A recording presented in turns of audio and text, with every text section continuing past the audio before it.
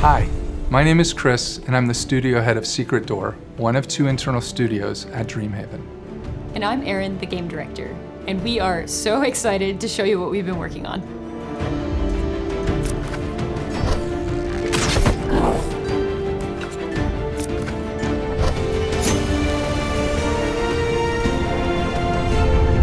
Sunderfolk is a tactical turn-based RPG that you play with your friends, family, and loved ones. It's focused on cooperative play in person, and it's really at the heart of what we're trying to do as a studio. We were, with Sunderfolk, really trying to create something that would inspire people to get together in person.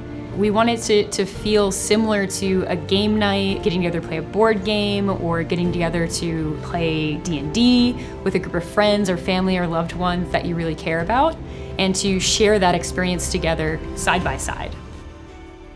The board game table is something very special, and we want to create a video game that has those same elements. So we focused on this idea of collaborating together.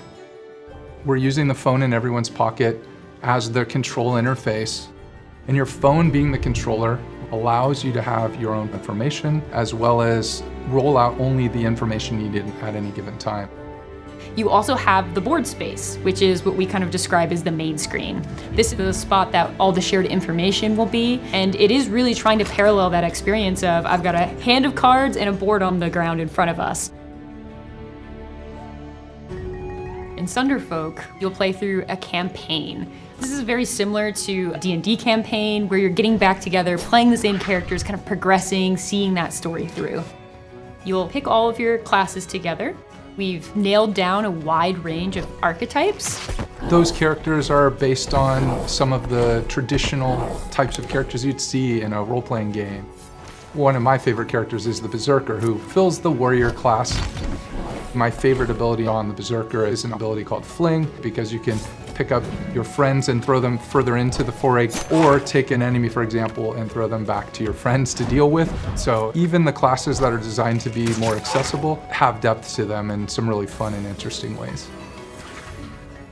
And so you'll kind of pick all of your classes together, and then you'll go into a mission. In the mission, you'll be defeating monsters, collecting gold, achieving objectives that are kind of set forth by you. You're not always just going in and it's like, defeat all the monsters. There's a lot of different opportunities for gameplay elements and trying out different builds. One of my favorite missions is Tower Defense Light. You're defending the gates of the town against an invading force, but the towers are these adorable bugs that are your NPCs. They're helping alongside you. At the very beginning of the mission, you get to name the bugs, and I am so committed to keeping those little guys alive. Once you complete that mission, you and your group will head back to town. In town, you can head off and kind of do your own agenda. It's really purposefully built as a little bit of a reprieve from the focus of the missions themselves. You and your friends can kind of go around independently, picking up that next item you need for your build, customizing your different decks, talking to different NPCs and townsfolk, building their affinity up. And once all of the players are kind of ready to move forward, they'll head out to mission select where they'll pick their next mission and then kind of deploy back out. We've found in our own experiences that being around a board game table with loved ones, friends, or family is true togetherness. Sunderfolk is our way to be able to bridge that gap with folks that you've always wanted to share this passion with.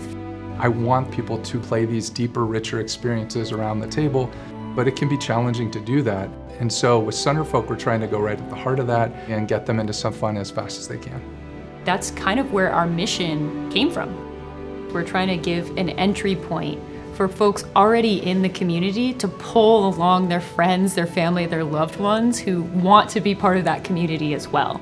One of the things that I think is most appealing is when you come away from that table with your friends and you have this incredible story that nobody else gets if you try to explain it to them, but to you is such a strong emotional moment.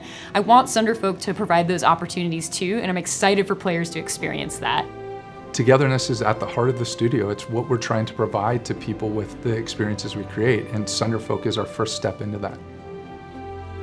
It's a very collaborative game, so it's really fun to be playing with other folks, working together to overcome these challenges, going on this heroic adventure together. kind of like talking through what the best strategy is. That's the experience that we want you guys to have.